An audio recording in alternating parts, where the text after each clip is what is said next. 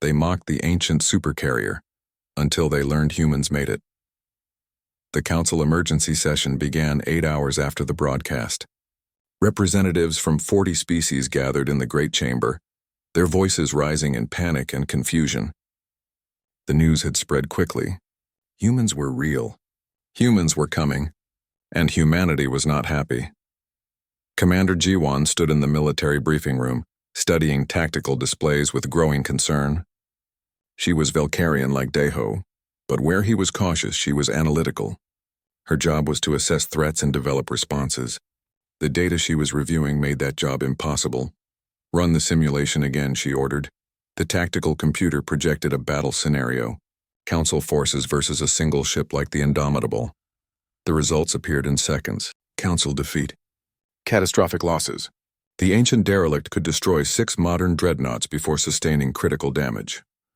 That cannot be right, her aide said. Check the armor specifications. They checked. The numbers were correct. The physical armor plating on the human ship could withstand direct plasma cannon fire. Repeated hits barely scratched it. Modern council ships used energy shields, elegant and efficient, but shields could be overwhelmed. Armor was permanent. Armor did not fail. Jiwan ran dozens more simulations, adjusting variables. Nothing helped. The human ship was simply too durable, too powerful. And according to the broadcast, an entire fleet was coming. How many ships do they have? She wondered aloud. No one knew. No one had checked on Sol Sector in 8 centuries. It was the Council's greatest act of arrogance, assuming that a violent species would destroy itself. But what if they had not destroyed themselves? What if they had thrived? Historian Taijin arrived at the research station on the 2nd day after the broadcast. He was ancient by galactic standards, nearly 5 centuries old, and he walked with a cane that he did not need but carried for effect.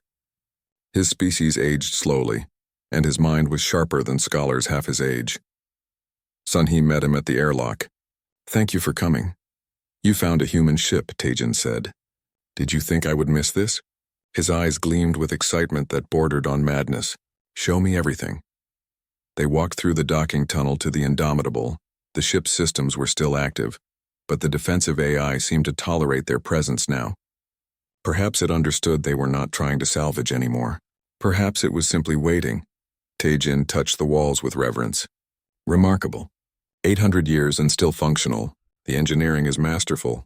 You've studied them? Mirai asked. I have studied the forbidden archives, the records the Council does not want citizens to know about. He smiled. 8 centuries ago, we found a species in Sol Sector that terrified our ancestors. Do you know why? Because they were violent, Sunhee said. No, every species is violent. We have wars. We have conflicts. But humans, he paused, searching for words. Humans weaponize survival itself. They came from a death world, a planet that tried to kill them for millions of years. Predators, diseases, weather, other humans. Everything tried to destroy them, and they endured. He pulled up images on his portable console. Historical data recovered from long-range probes. Images of Earth, the human homeworld. Vast oceans that could swallow continents. Weather systems that released more energy than nuclear weapons. Tectonic activity that could destroy cities in seconds. They evolved in hell, Taijin continued. And when they developed technology, they did not make tools for peace. They made tools for war. By the time we found them, they had already survived 2 world wars, countless regional conflicts, and a nuclear standoff that nearly destroyed their species. So the Council quarantined them, Mirai said. The Council was afraid. Our ancestors believed humans would destroy themselves within a few centuries. We placed monitoring stations around their sector and waited for them to die. His expression darkened. But 400 years ago, all the monitoring stations went silent.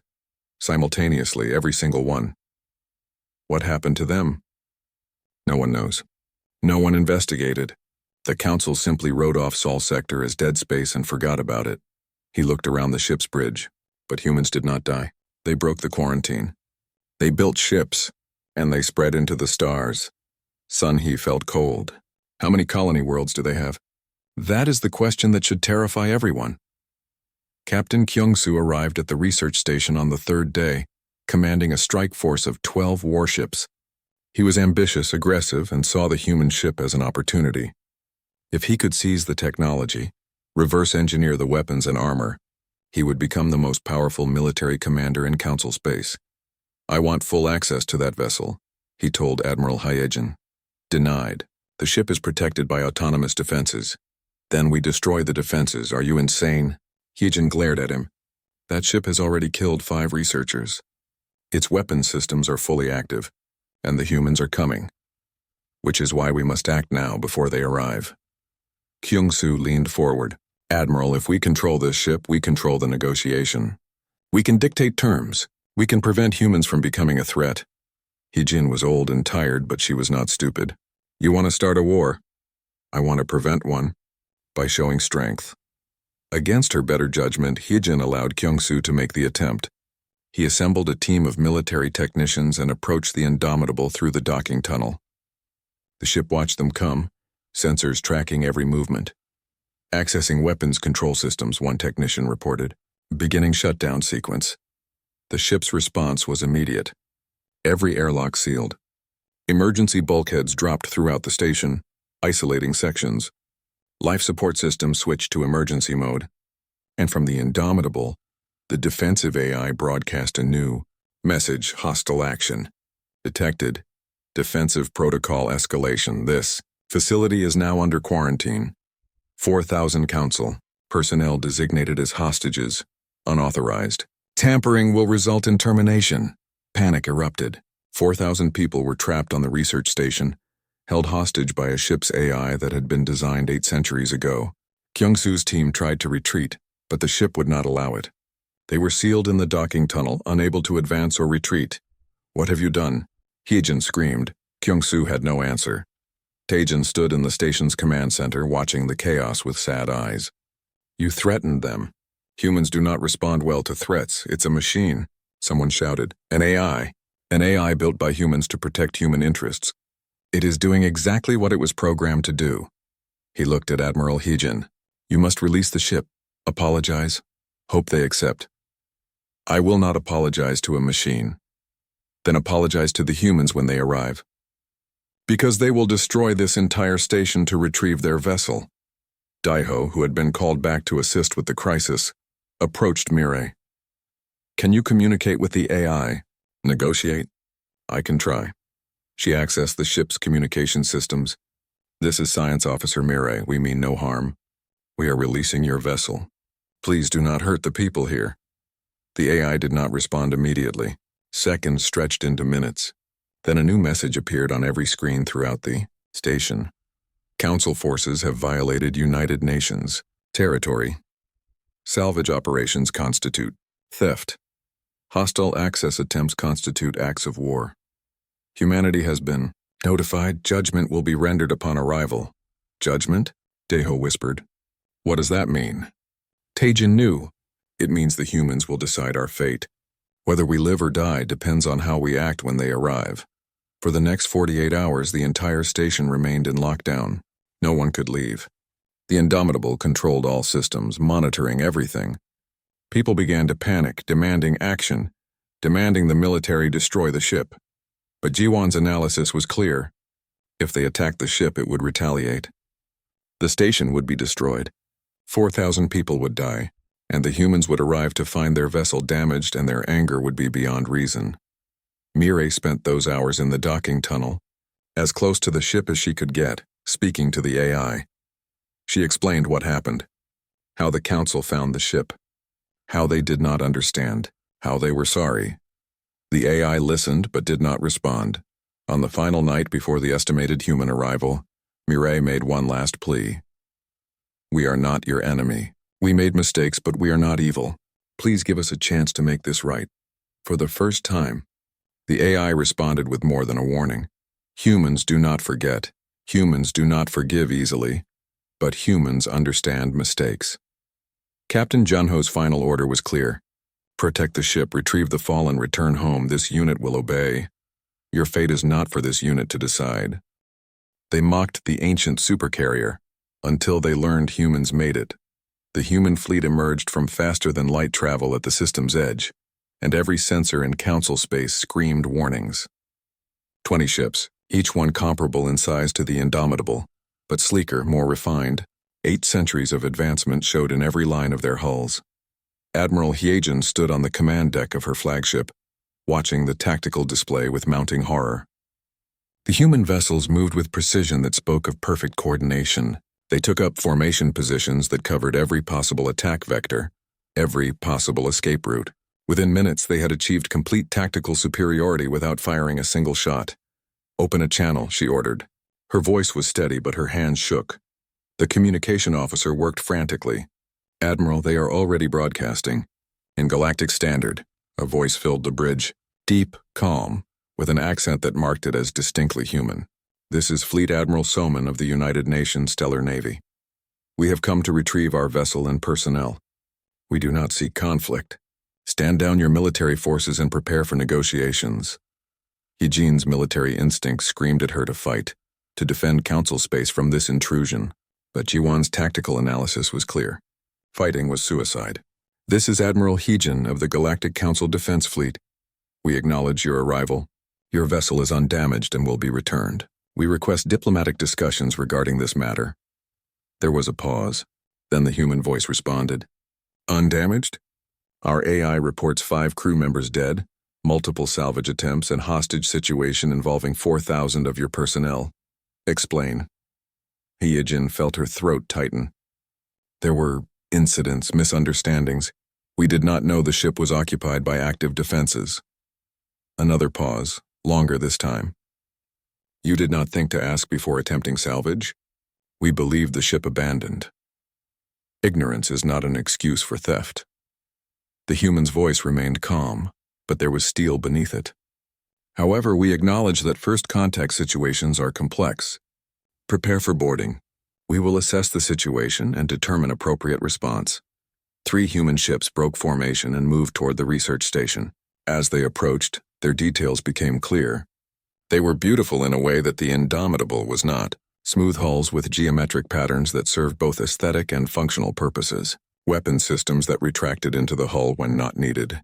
Energy signatures that suggested power generation far beyond Council capabilities. "They have had 800 years, G1 whispered. 800 years to advance while we thought them extinct. What else can they do?"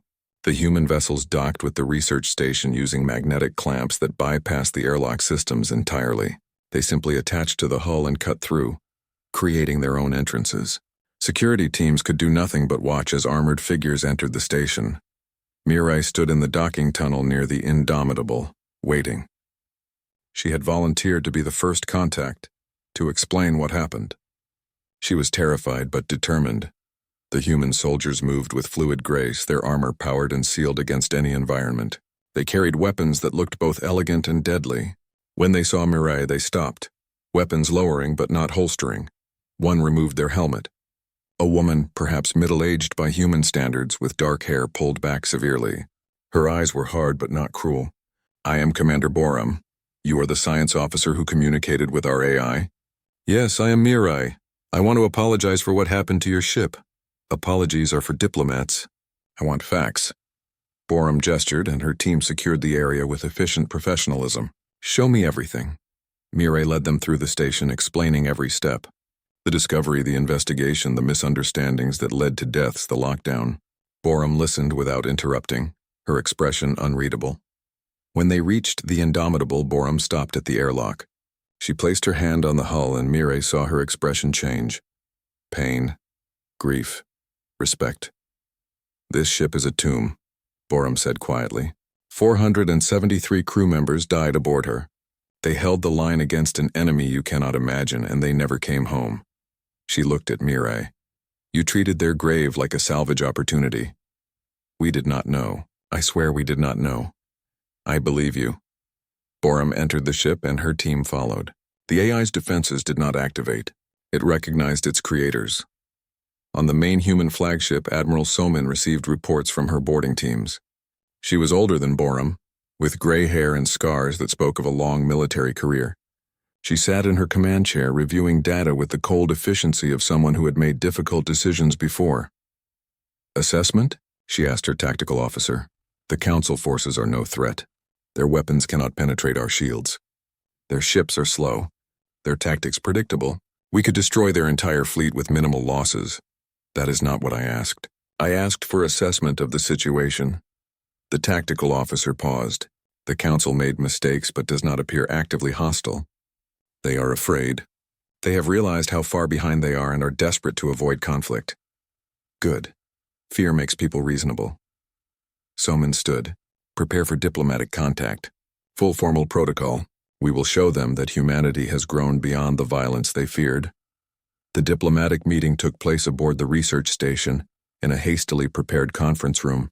Admiral Heejin led the council delegation. Admiral Soman led the human delegation. Between them sat Mirai and Sunhee, who had been designated as neutral parties due to their research work. Soman entered the room, and Heejin felt her breath catch. The human admiral was tall, over 2 meters, with a presence that filled the space. She wore a formal uniform, dark blue with silver insignia that caught the light. Behind her came other humans, including an elderly man who moved slowly with assistance.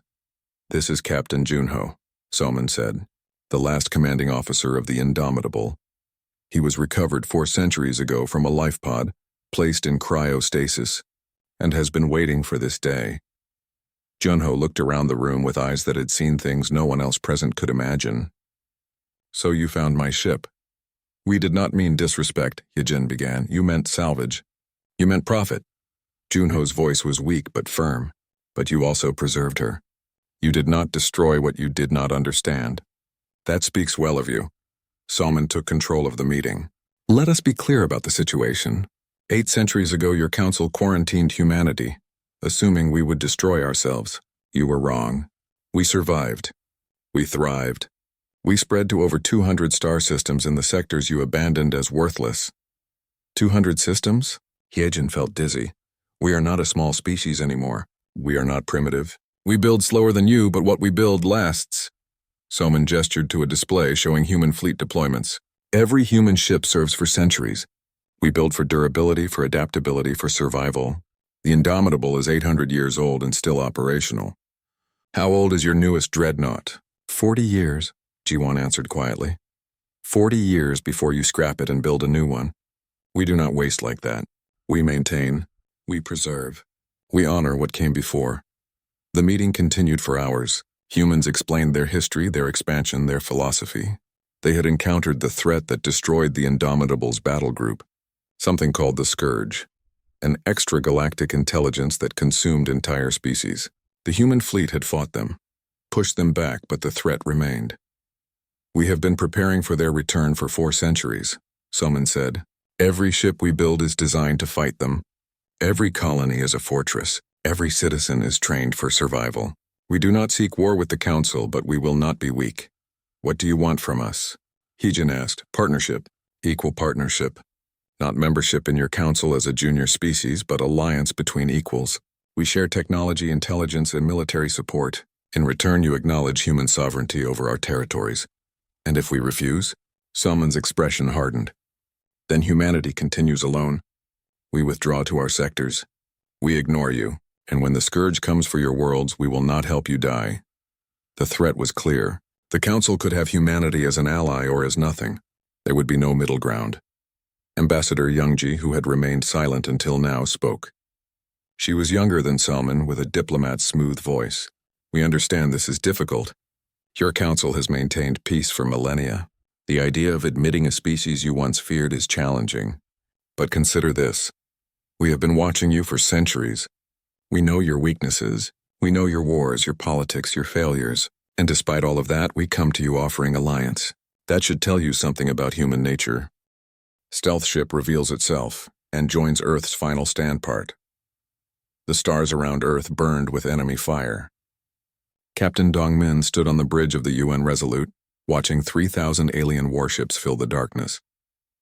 His hands gripped the command rail until his knuckles turned white. Behind him, the crew worked in silence, their faces pale with exhaustion. "Status report," Dongmin said quietly. Lieutenant Heejin looked up from her sensor station. Dark circles shadowed her eyes. She had not slept in 2 days. "Sir, we have 187 ships remaining. 42 are heavily damaged. The Velkar fleet continues to hold position around Earth. 187 ships against 3,000. The numbers made Dongmin's stomach twist. 3 weeks ago, humanity had 500 ships. Now they barely had enough to form a proper defensive line. The Velkar Dominion had crushed every fleet they sent, Colony after colony had fallen. Now Earth itself stood surrounded, cut off, alone. Dongmin studied the tactical display. The Velkar ships formed a perfect sphere around Earth and the Moon. Nothing could get in or out. They were patient predators, waiting for humanity to bleed out. On the main screen, a massive alien vessel dominated the view. The Velkar flagship, as large as a small city, bristled with weapons. "Incoming transmission," the communications officer called out. "It's him again." "Put it through," Dongmin said. The screen flickered.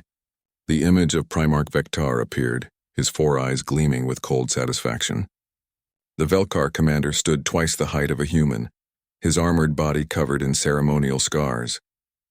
When he spoke, his voice rumbled like distant thunder. "Captain Dongmin, I offer you one final chance. Surrender within 24 hours. Your military will disarm. Your government will submit. In return, I will spare your civilians."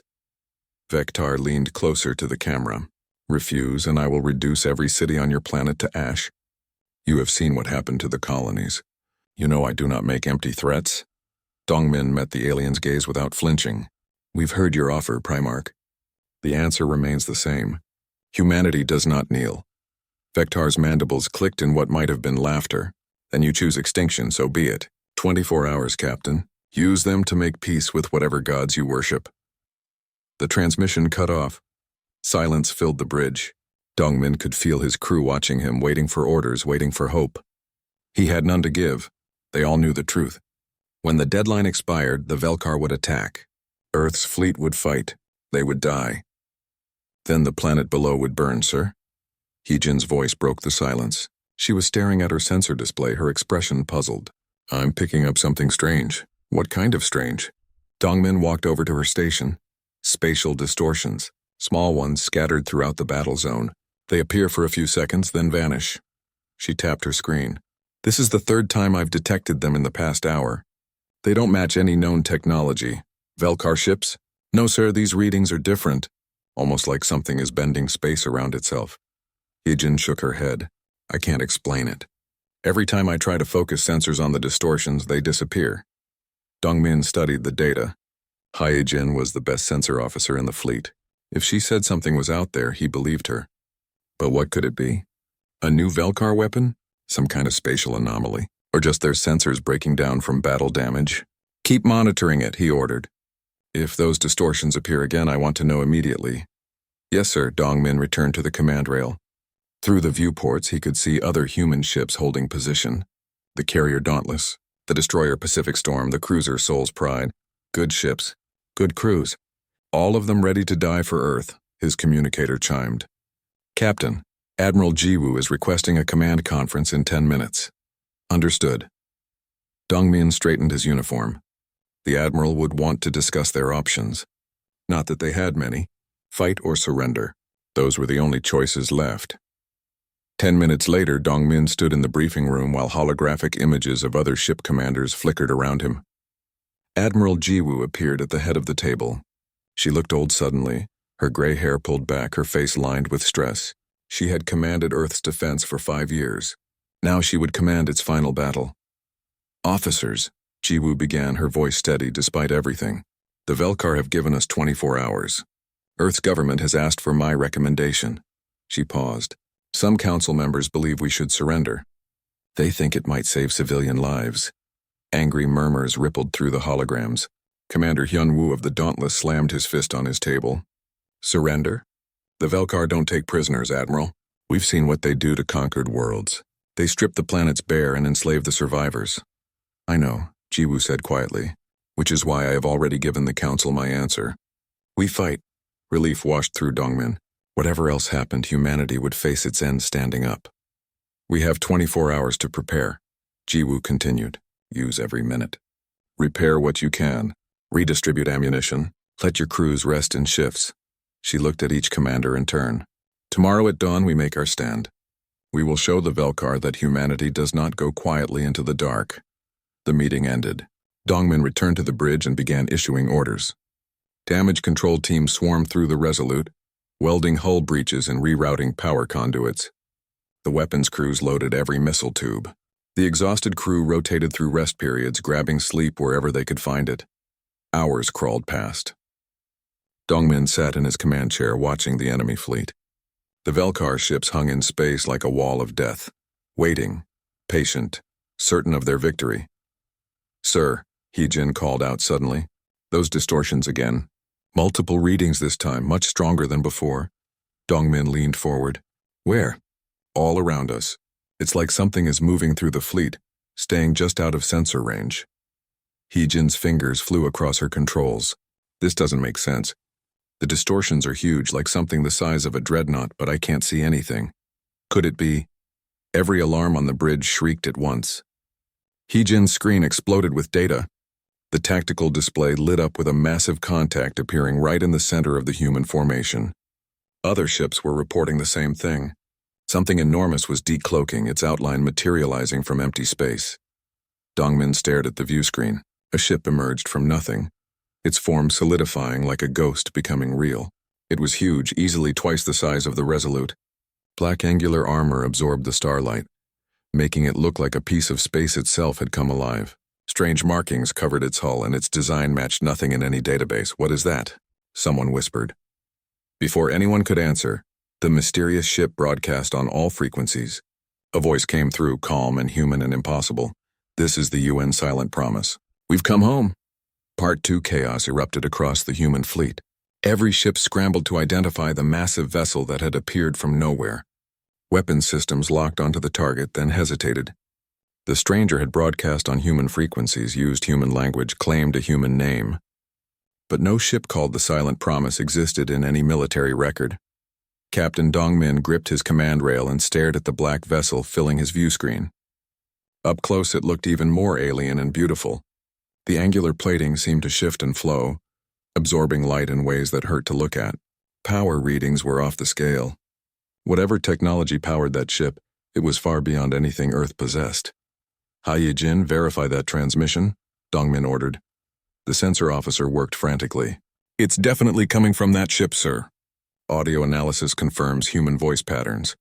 They're using our encryption codes, old military ones from 30 years ago." 30 years. Dongmin's mind raced. What happened 30 years ago? The mysterious ship broadcast again. "UN Resolute, this is Commander Tae Yang of the Silent Promise, requesting direct communication with Captain Dongmin and Admiral Jiwoo. We have critical intelligence regarding the Velkar fleet." Admiral Jiwoo's face appeared on a priority channel. "Captain, are you seeing this?" "Yes, ma'am. I recommend we hear what they have to say." "Agreed. Establishing secure line now." A new hologram flickered to life on the bridge. A man appeared wearing a uniform Dongmin barely recognized. It was an old Earth Navy design from decades past, updated with strange modifications. The man looked to be in his 40s with calm eyes and a steady expression that spoke of someone who had seen too much. "Admiral Jiwoo, Captain Dongmin, I am Commander Tae Yang. I apologize for the dramatic entrance, but circumstances required we remain hidden until now." His voice was measured and polite. "Who are you?" Jiwoo demanded. "What is the Silent Promise? Our records show no ship by that name." "No, you wouldn't have records." Tae Yang gestured and data files appeared on their screens. 30 years ago, Earth launched a deep space reconnaissance mission. They mocked the ancient Supercarrier until they learned humans made it. The Corvallis Research Station was the largest facility in Council space, a massive ring that orbited a dead moon. When the ancient derelict arrived, towed by 3 heavy haulers, every scientist in the sector wanted access. The ship designated Artifact 771 became famous overnight. Galactic news networks broadcast images of the massive vessel 24 hours a day. Commentators mocked its design. Political analysts called it proof that primitive species always failed. Children's education programs used it as an example of outdated thinking. The consensus was clear. Whoever built this ship was long dead and good riddance. Admiral Heejin watched the coverage from her office aboard the station. She was old by any species standards, having served the Council for 3 centuries. She had seen wars, peace treaties, and the rise and fall of civilizations. This ship meant nothing to her except another curiosity for the archives. "It's ugly," she said to her aide. "Yes, Admiral, but potentially valuable. The metallurgy alone could advance our armor research by decades." "Then strip it. Take what's useful and scrap the rest." Dr. Sunhee, the lead archaeotechnologist assigned to the project, had different ideas. She was Thauxian like Mirai, but older and far more experienced. Where Mirai saw mysteries, Sun-Hee saw answers waiting to be discovered. She assembled a team of 200 specialists and began a systematic study of every system aboard the derelict. What they found was disturbing. The ship was not just large, it was massive beyond comprehension. Initial scans had missed entire sections hidden within the hull. Modular construction allowed sections to reconfigure, transforming the vessel from a carrier to a battleship, to a mobile fortress depending on need. The hangar bays held not hundreds but thousands of fighter craft, each one built with the same over-engineered paranoia as the mothership. Why would anyone need this much firepower? One researcher asked. Sun-Hee did not answer. She was studying the power systems, and what she found made no sense. The reactors were primitive in design, using fusion cores instead of modern zero-point energy, but they output more power than 3 Council dreadnoughts combined. The energy flow patterns suggested the ship could fire every weapon simultaneously, while maintaining shields, life support, and faster-than-light capability. "This is a warship," she said quietly. "Not a transport, not an explorer. A warship designed to fight and win against overwhelming odds." Mirai joined the research team on the second week. She brought her findings from the initial boarding, including the translated name and the corrupted image. Sun-Hee looked at the image for a long time, saying nothing. "You know what they are," Mirai said. "It was not a question. I know the stories. Every archaeologist does, but stories are not evidence. This is evidence. Perhaps." Sun-Hee closed the image file. "Say nothing to anyone. Not until we know more." The research continued. Teams mapped every corridor, every room, every system. They found personal quarters with strange furniture designed for bipedal beings larger than most galactic species. Recreation rooms with primitive entertainment devices. A library containing thousands of physical books, their pages preserved in vacuum-sealed cases. The books were in that unknown language, but Mirai began making progress on translation. On the 20th day, something changed. A salvage team was working in one of the weapons bays, attempting to remove a missile launcher for study. The moment they disconnected the power coupling, alarms shrieked throughout the ship. Lights that had been dark for centuries flickered to life. Somewhere deep in the vessel, systems began waking up. "What did you do?" The team leader screamed into his comm. "Nothing. We just disconnected the weapons bay door slammed shut. Emergency bulkheads dropped throughout the section, sealing it off." On the research station, Sun-Hee watched in horror as the derelict's power systems cascaded into full activation. Reactor after reactor came online, feeding energy into systems that had been dormant for 800 years. "Get everyone out," she ordered. "Emergency evacuation now." But it was too late for the salvage team. They were trapped in the weapons bay when the ship's defensive systems activated. Security turrets, dormant for centuries, swiveled and targeted the intruders. The team leader had time to scream once before the turrets fired. 3 researchers died in seconds. The rest fled, but the ship was hunting them now. Automated defenses tracked them through corridors, firing with precision that spoke of advanced targeting algorithms. 2 more died before the survivors reached an airlock and blasted it open, evacuating into space where the station's rescue teams retrieved them. Sun-Hee shut down the docking tunnel connecting the derelict to the station. The ship was locked off, isolated, but still active. Power readings showed it was fully operational now, every system online and ready. "What did we wake up?" Admiral Heejin demanded. "I don't know," Sun-Hee admitted, "but it's defending itself."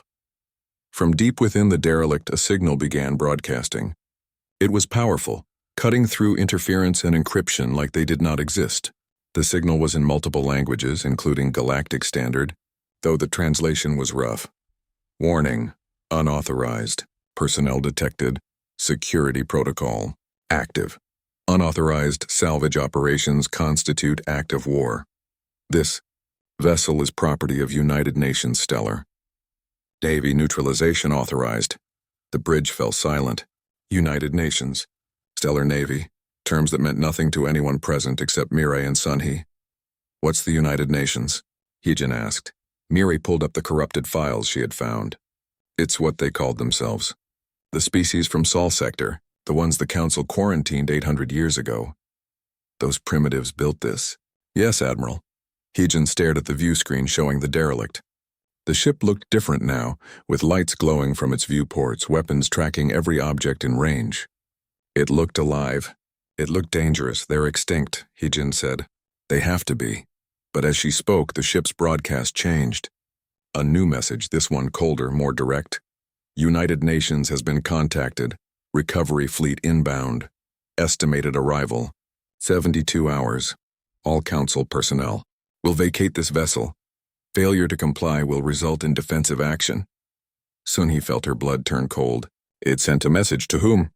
Mirai checked the signal analysis. The broadcast had been tightly beamed, focused on a single point in space far beyond council territory. The quarantine zone. Sol sector, it called for help, Mirai whispered.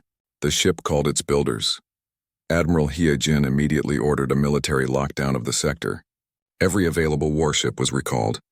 Council security forces deployed around the research station. If humans were coming, they would find themselves facing the full might of the galactic community. But Sun-hee and Mirai returned to the ship's database, working frantically to learn everything they could before the humans arrived. They needed to know what was coming. They needed to understand what this species was capable of. What they found in the logs terrified them. The ship had been part of a battle group.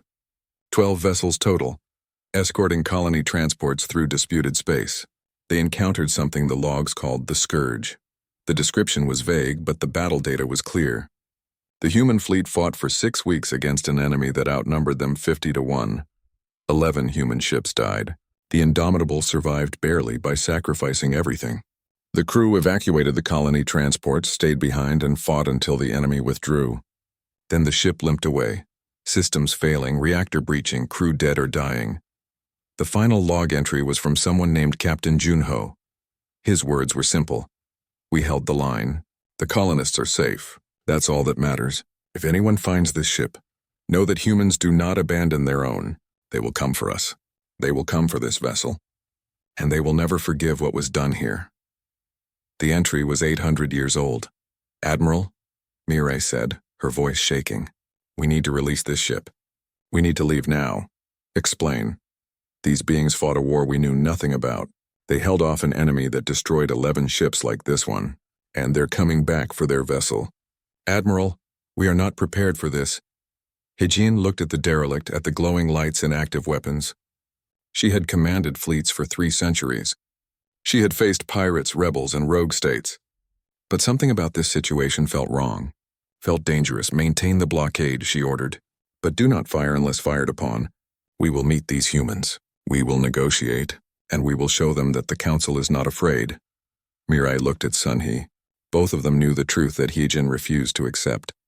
The council should be afraid, very afraid, because in 72 hours humanity would arrive, and 800 years was a long time to prepare for vengeance. They mocked the ancient supercarrier until they learned humans made it. The council's decision took 3 weeks. 3 weeks of debates, arguments, and political maneuvering. 3 weeks while the human fleet waited patiently in orbit. A constant reminder of how much the galaxy had changed. In those 3 weeks, everything shifted. Commander Daeho found himself facing an inquiry board, charged with mishandling first contact and showing disrespect to a foreign power. He stood before the panel expecting punishment when Captain Junho entered the chamber. I speak for the human delegation, Junho said. Commander Daeho acted according to his training and understanding. He found an unknown vessel and investigated properly. His error was one of ignorance, not malice. Humanity does not seek punishment for honest mistakes. The charges were dropped. Daeho approached Junho afterward, struggling for words. Why defend me? My people mocked your ship. We called it primitive. It is primitive, Junho replied with a slight smile. Compared to modern human vessels, the Indomitable is ancient technology. But it served its purpose. It brought my crew home, even if it took 8 centuries. He placed a hand on Daeho's shoulder. You want to know the secret of human success? We do not discard the old just because something new exists. We integrate, we adapt. We remember. Admiral Hee-jin was not so fortunate. She resigned under pressure. Her career ended by her inability to handle the crisis. Her final act was to recommend that the Council accept humanity's terms. We are outnumbered, outgunned, and outthought, she wrote in her official report. Pride will only lead to destruction. Swallow that pride and embrace the future. The Council voted. 40 species cast their decision. The result was not unanimous, but it was clear. Humanity would join the galactic community as equal partners, not subordinate members. The formal ceremony took place aboard the Indomitable. The humans had spent weeks restoring their ship, returning it to operational status. When the council delegation arrived for the signing, they found the ancient vessel transformed. Lights blazed from every viewport. Weapon systems were polished and ready. Crew members, volunteers from the human fleet, walked the corridors with pride. Mireille stood in the main hangar bay watching fighter craft being loaded and tested. Each one bore the scars of its 800-year sleep, but each one functioned perfectly. Human engineers worked alongside council observers, explaining systems and answering questions. "We do not hide our technology," one engineer explained. "If we are to be allies, you must understand how we think, how we build." "Why is everything so overbuilt?" A council engineer asked. "You have redundant systems for your redundant systems, because systems fail. Equipment breaks. Crew members die. We design for the worst-case scenario, always." The human pointed to a fighter's armor plating. "This craft can survive direct hits that would destroy your interceptors. It is slower, less elegant, but it brings its pilot home." In the restored bridge, Admiral Soman met with the Council's diplomatic corps. Ambassador Youngji had drafted the Alliance Treaty, a document that carefully balanced human autonomy with Council cooperation. The terms were generous to humanity, acknowledging their technological advantages and military strength. "You are getting a good deal," one Council diplomat complained. "We are getting survival," Youngji replied. "When the Scourge returns, you will understand why these terms were necessary." Jiwan had accepted a position as liaison between human and Council military forces. She spent her days studying human tactical doctrine and was horrified by what she learned. Humans did not just prepare for war. They assumed war was inevitable and planned accordingly. "Every human child learns basic military training," a human colonel explained. "Every colony maintains defensive positions. Every ship can be converted to combat operations within hours. We do not have civilians in the way you do. We have citizens who are not currently serving." "That sounds like a militaristic nightmare," Jiwan said. "It sounds like survival. Your species have never faced an existential threat. You have had wars, but you have never faced extinction. We have, multiple times. It changes how you think." The colonel showed her simulations of human defensive strategies, layered defenses, fallback positions, sacrifice plays designed to buy time for evacuation. Every strategy assumed overwhelming enemy forces. Every plan accounted for massive losses. "You plan to lose?" Jiwan asked, confused. "We plan to survive losing. There is a difference." Dr. Sunhee worked with human archaeologists to properly document the Indomitable's history. They cataloged every fallen crew member, every battle, every mission. The ship had served for 200 years before its final battle, protecting human colonies and fighting threats that the Council never knew existed. "This vessel has more combat experience than our entire fleet combined," Sunhee observed. "This vessel has more experience surviving," a human historian corrected. "Any ship can fight. Few can endure." They converted sections of the ship into a memorial. Names of the dead were etched into walls, their service records preserved. Captain Junho walked through these sections slowly, touching names, remembering faces. "They were so young," he whispered. "Most of them barely past their second decade. And they died 800 years ago, but for me it was last year." Mireille walked beside him. She had been assigned as the Council's primary liaison to humanity, a role that terrified and excited her in equal measure. What was it like? "The battle? Desperate.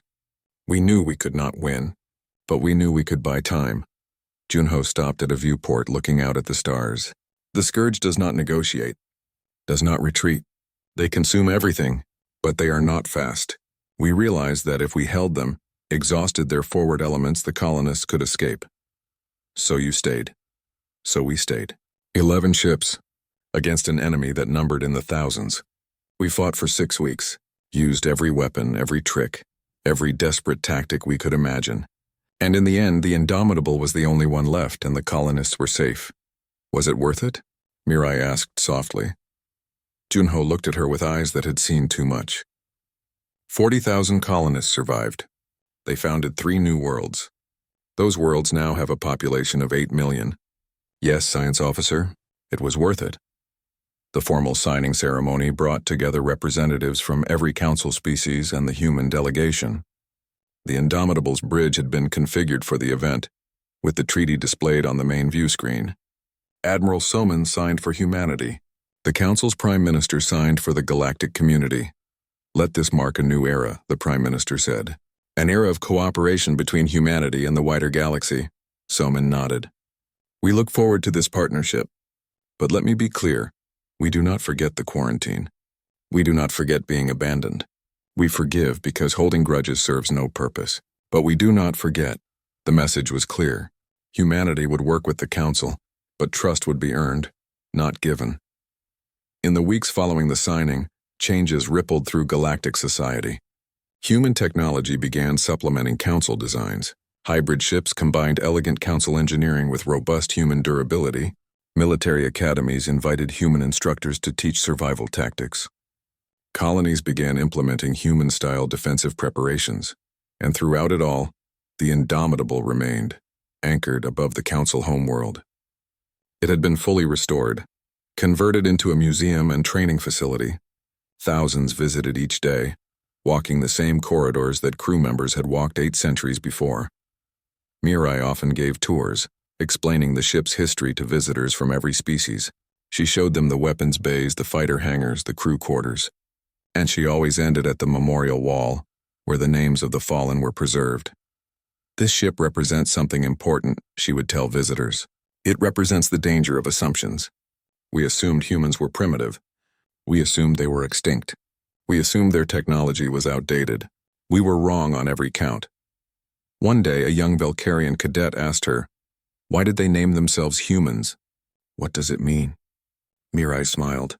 She had asked Captain Junho the same question before he retired to a colony world. His answer had changed how she understood the species. "It means being humane, showing compassion, mercy, and kindness even in the darkest situations." They chose that name to remind themselves of what they wanted to be, not what their violent history suggested they might become. The cadet looked at the memorial wall. "They seem very good at war." "They are. But they are also very good at protecting those who cannot protect themselves, at sacrificing for others, at enduring when endurance seems impossible." Mirai touched the wall gently. "The universe is full of species that are good at war. Humanity is special because they are good at war and still choose peace when they can." She led the group to the bridge, where the ship's motto was displayed in both English and Galactic Standard. Large letters, impossible to miss. "Indomitable, unconquered, unconquerable. That is what we missed," Mirai explained. "We saw an old ship and assumed weakness. But age does not mean obsolete. Experience does not mean outdated.